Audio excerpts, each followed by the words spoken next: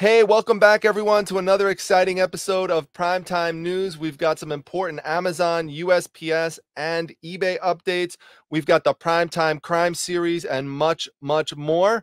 But first, let's start off with what Amazon is up to. Later on this year, Amazon is going to allow select third-party retailers to show their customers that they could use their Prime memberships to get free shipping and free returns and tap into all of the advantages that their Prime membership offers them.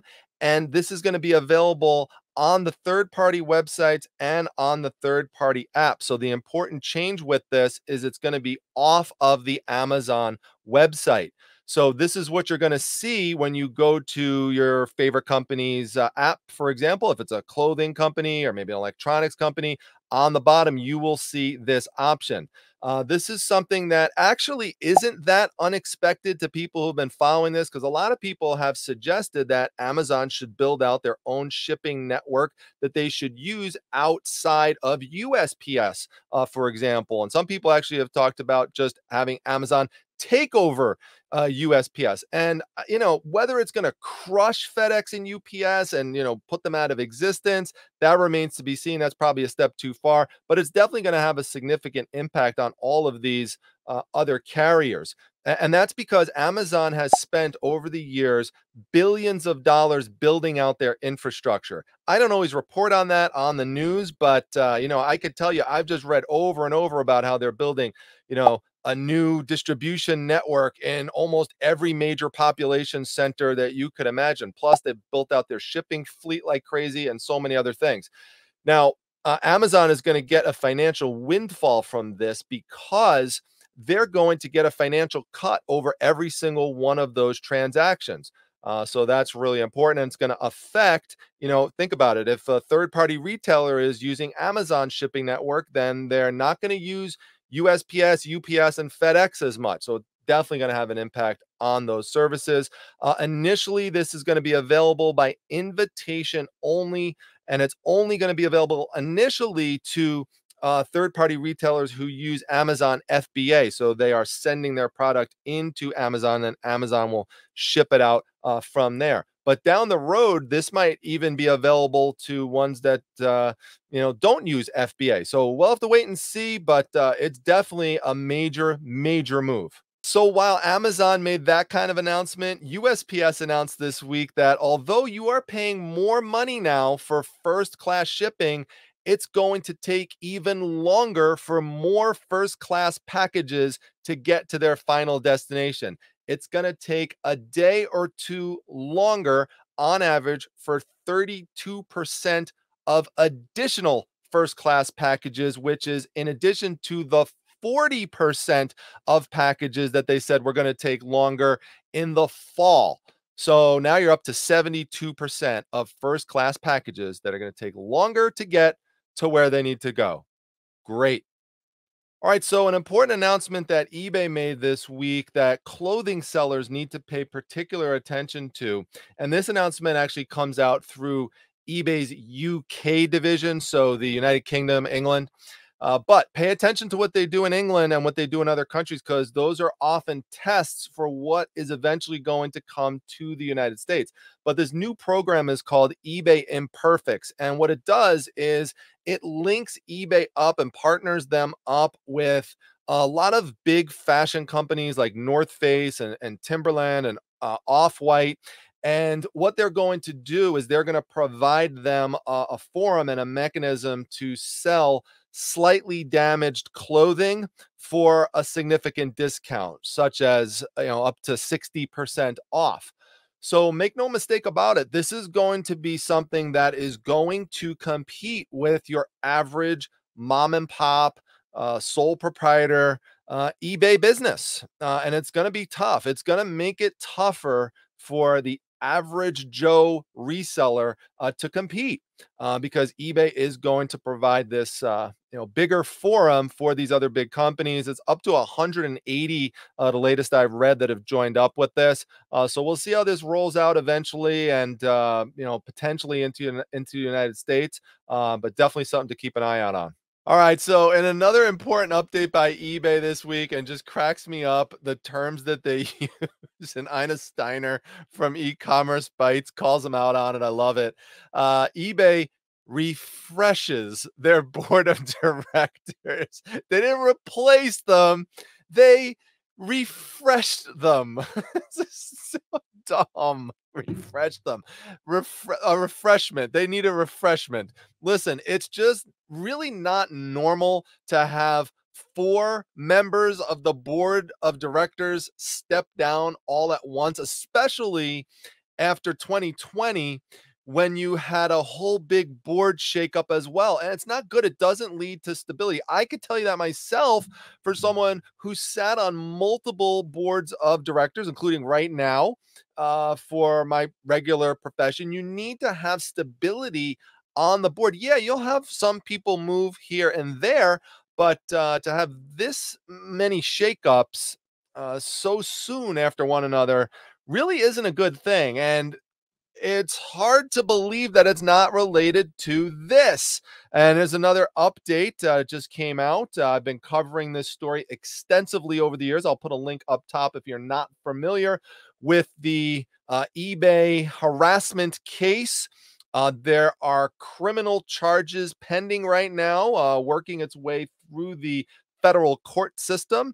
And one of the people who was scheduled to go on trial was James Bow, and he has scheduled to plead guilty to harassment, and that is next week. We'll see if that happens. That's what's scheduled to occur, but things could change at any moment. So I'll update you on this case. The civil case that the Steiners have against eBay and others is still pending and working its way through, and we'll see eventually what happens with that, if there's a settlement or anything. So that's coming in the future. We'll see. But another important announcement that came out was a mention of the CEO's salary, because a lot of people are always curious about that. How much does the CEO of eBay make? Well, he makes $21.7 million. So keep in mind the median employee's annual total compensation at eBay is $135,000. So the CEO's salary compared to the median employee annual total compensation is 160 to 1. So that's a pretty big difference. Now, a lot of people are going to instantly recoil at that and be upset about that salary. You know, CEO salaries are what they are. I mean, they are generally big, they are generally large. This is not really something that's out of line. Go look up how much the Amazon CEO's salary, if you really want to see a big CEO salary. It's kind of like professional basketball players and sports players. They make many millions of dollars because they are looked at as responsible to bringing much more money than that into the company. What I actually find more interesting than the salary, and I'm curious, tell me what you think of his salary down below. If you like it, if you don't like it, if you think it's just right, if it's like Goldilocks, let me know. But I think this clause he has in his contract just blows me away, which is that if he gets fired, listen to this for a second. If he gets fired, okay, he will receive 46 million. So actually he will get rewarded if he does bad and gets fired. Who has that? Where do I sign up for that kind of contract? Because I'll sign up for that in 2 seconds. And he gets 68 million if eBay terminates him due to a change in control in the company. Wait, like what? What? I've never heard of that before. Now, if anyone else has heard that, if that's something that's actually standard in these contracts, let me know. I've never heard of that before. That just blows me away. Tell me what you think in the comments. All right, well, now it's time for our primetime crime series, and this one is a record breaker for Texas. It's the most amount of stolen mail that was ever recovered. This was found in multiple 55-gallon trash bags, 8,000 pieces of mail in total, worth about $4 million. And that's because one of the checks was a $2 million check that was stolen. By the way, who sends a $2 million check through USPS? Wouldn't there be a safer way to transport those funds? Could you imagine that check going missing and what you must have been thinking? There was also a $241,000 check that went missing, a $25,000 check. All these were stolen, and this was part of a check washing scheme. We've talked about that before on this broadcast, where they would wipe clean all of the writing on it, and then they would rewrite whatever they wanted to in terms of an amount, and then cash it and get it deposited somewhere. Well, they got caught doing this, and now they face some pretty hefty jail sentences. This is up to a total combined amount of prison time will be about 7 years for both of them. The longest span was 57 months. That's quite a long time to go to prison for something this stupid. It's amazing how many people keep getting caught up in this. This was not USPS workers, just to be clear. This was two individuals who worked for a third party company that was sorting mail in and out of these air containers through Lubbock International Airport.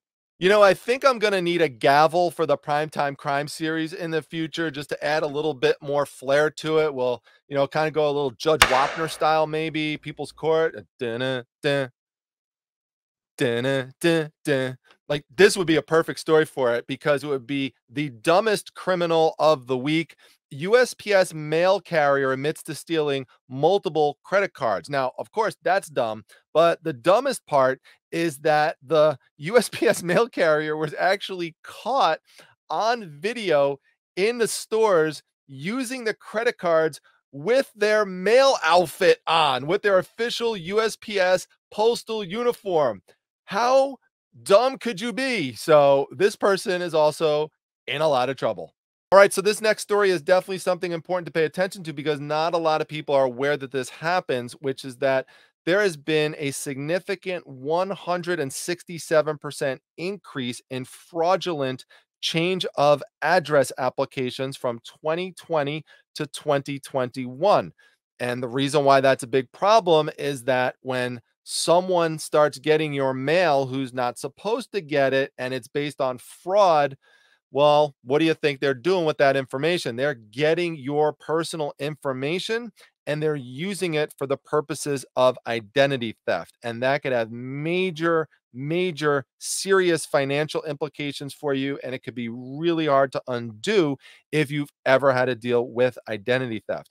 And according to the USPS Office of Inspector General, who did this investigation and released this report, they say, surprise, surprise, that USPS has not done a good enough job with identity protection, identity checks on their website. So a lot of people, what they do is they go to the mover's guide application on the website and they submit their application there.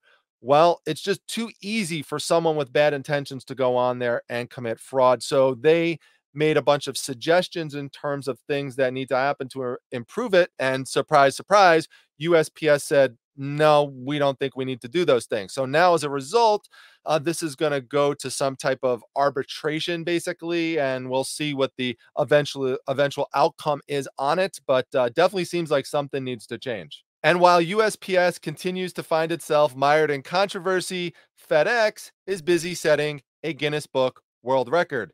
Specifically, they just set the record for the greatest distance traveled by an electric van on a single charge, 258 miles. FedEx says that they plan to have their entire fleet electrified by 2040. So, see if that happens, but it's good news. Now, speaking of good news, Fan Expo announced that Whatnot will be their official live stream partner for the most exciting comic conventions of this year, and that's going to start at the MegaCon in Orlando. Why that is important is that fans are going to exclusively access features from all of these conventions only through using the Whatnot platform. So if they want to take place in cosplay events, if they want to look at what's in some of the coolest booths, if they want to see some of the sketch duels between the most famous artists, I'm just giving a few examples, they've got to use the Whatnot app. Now, why is that important? Because that is bringing this new platform into so many more people's hands. It's putting the branding out there even more. It's really, really good marketing. I'm super excited about using the platform for reselling. I just had one of my comic auctions last night, literally had a 100% sell through rate. Every single item that I showed sold, and I made almost $1,000 in just a few hours. So check out my video about it. I'll link to it up top. I did a recent live panel with a bunch of people who sell on the platform. Real exciting. And if you're interested in getting $10 to use, if you sign up for free, I have a link to it down in the description section. And then I get 10 bucks as well if you actually use the credit. And so it works out for everybody. So go check it out if you're interested. All right, now speaking of good marketing, I'll give eBay some credit as well because they did a really good job teaming up with the New York Auto Parts Show to showcase to car enthusiasts that eBay is a site to go to get the auto parts that they need to work on their projects. And so, especially since eBay wants to build this out more and more and more, the eBay Motors part, I've talked about that in prior broadcasts, they're really focusing on that. It makes a lot of sense to go to an auto parts show where the people are and, just market the site. So good job, eBay, on that one. Well, that is a great segue into the results of a seller survey that I helped put together with Don, the auction professor. We asked many of you to participate in it. So thanks to all of you who did. The results were then analyzed and published by the Steiners on the e-commerce Bytes website, which is where I'm at right now. So if you would like to read this full article, as well as another article that's based off of this one, you could find both of those links in the description section. Now, the summary of the main findings is that sellers generally felt that the most effective way for online marketplaces to attract buyers is through social media marketing, and that the least effective way was through email marketing. Now, that's perfectly consistent with what I was thinking ahead of time because I have long felt that online marketplaces are not doing enough social media marketing. So I thought that if a result like this came out, which is what happened, that maybe they would pay attention to that and realize the need to do that more. I don't think it's going to be a shock to many that email marketing is on the bottom because most people, when they get these type of marketing ads, they either delete them, they don't have time to read them, it just gets looked at as spam or it gets automatically just removed by spam filters. Ads on search engines came in second.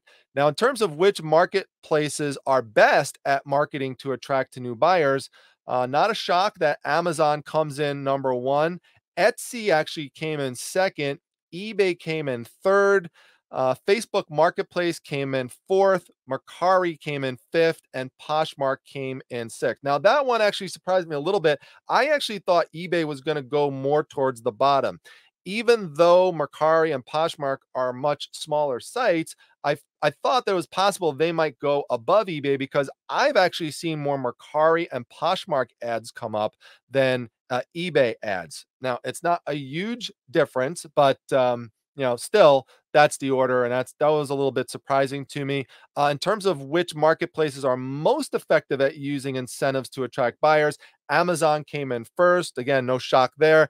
eBay came in second. I guess that's not super surprising because they do put out a lot of promotional things on their own website. But my point, I think they need to go off of their website to advertise more. They're making some strides there, but they need to do better. Mercari was dead last on that one. Now, this is actually the part that's the most important to me, and this is the basis of the other article I was referring to that was written in e-commerce Bytes, which is when it comes to attracting new buyers, is it more effective for marketplaces to focus their ads and marketing on everyday items or luxury goods?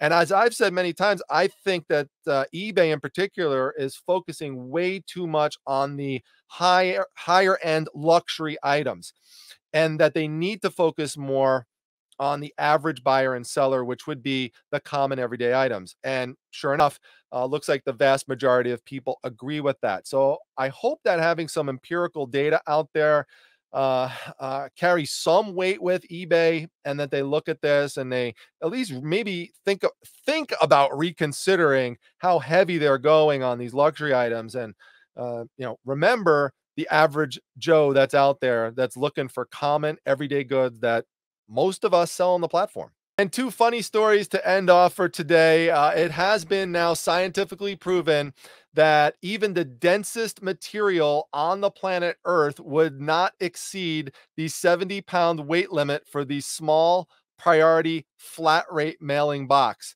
The densest material on the planet, as you can see here, is osmium. So if you literally filled up the entire box with osmium, it's still not going to exceed that 70-pound limit. So you're always going to be safe.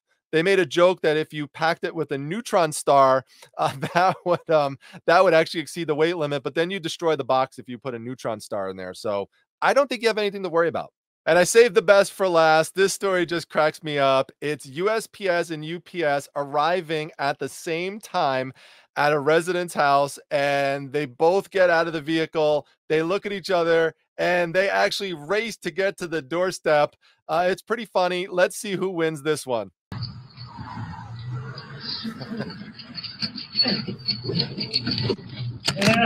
You motherfucker. That was awesome. Well, that wraps it up for today, everyone. Don't forget to leave your comments down below. I'll see you at the next one, everyone. Take care.